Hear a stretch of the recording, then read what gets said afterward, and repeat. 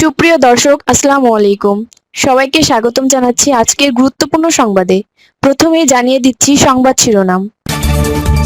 প্রধানমন্ত্রীর সঙ্গে বৈঠকের পর নতুন পে স্কেল নিয়ে যে বার্তা দিলেন তার অর্থ উপদেষ্টা। মন্ত্রিপরিষদ সচিবের নেতৃত্বে গঠিত সচিব কমিটির সুপারিশের ওপর প্রস্তাবিত বেতন কাঠামো বাস্তবায়ন নির্ভর করছে বলে জানিয়েছেন প্রধানমন্ত্রীর অর্থ ও পরিকল্পনা উপদেষ্টা ড. রাশেদ আল মাহমুদ তিতুমির। তিনি বলেছেন, সরকার গঠিত সচিব কমিটি সরকারি কর্মকর্তা কর্মচারীদের জন্য প্রস্তাবিত নতুন পে স্কেল বা বেতন কাঠামোর সুপারিশ পর্যালোচনার কাজ চালিয়ে যাবে। প্রধানমন্ত্রীর সঙ্গে অনুষ্ঠিত বৈঠক শেষে তিনি সাংবাদিকদের একথা বলেন। ড. রাশেদ আল মাহমুদ তিতুমির বলেন, সরকারি কর্মকর্তাদের নতুন বেতন কাঠামো যে প্রক্রিয়ায় হওয়ার কথা সেভাবেই সম্পন্ন হবে।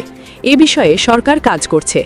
তিনি বলেন, পে স্কেলের মূল কাজ সচিব কমিটি করবে। সাধারণত পে কমিশন প্রতিবেদন জমা দেওয়ার পর সচিব কমিটি কাজ করে। পদ্ধতিগত প্রক্রিয়ায় সচিব কমিটি কাজ শুরু করবে এবং সুপারিশ দিলে পরবর্তী ব্যবস্থা নেওয়া হবে।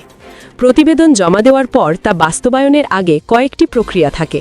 জানা গেছে, এই প্রক্রিয়ার অংশ হিসেবে গত ৮ ফেব্রুয়ারি মন্ত্রিপরিষদ সচিবকে প্রধান করে ৯ সদস্যের একটি পর্যালোচনা কমিটি গঠন করা হয়।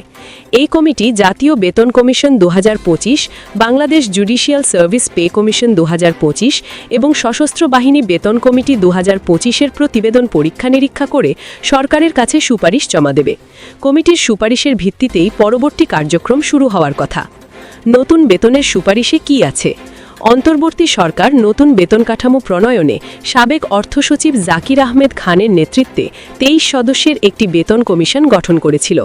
গত ২২ জানুয়ারি এই কমিশন সরকারি কর্মচারীদের বেতন ভাতা ১০০ থেকে ১৪০% পর্যন্ত বাড়ানোর সুপারিশ করে।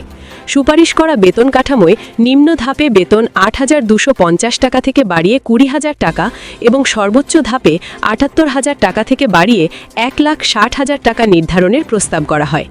এই সুপারিশ বাস্তবায়নে অতিরিক্ত প্রায় ১,০৬,০০০ কোটি টাকার প্রয়োজন হবে বলে প্রতিবেদন জমা দেওয়ার সময় জানান কমিশন প্রধান জাকির আহমেদ খান।